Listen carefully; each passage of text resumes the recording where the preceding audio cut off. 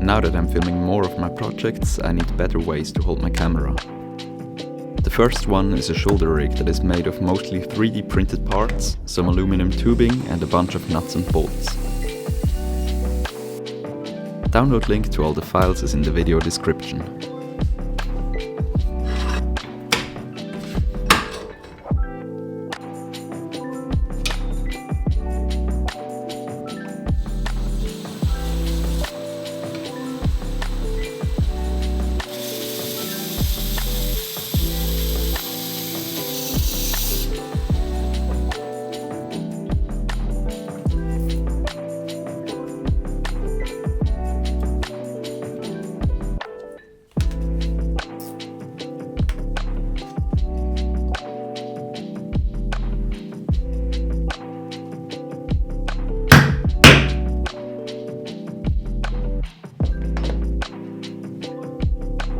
A piece of cork helps to keep the camera securely in its place.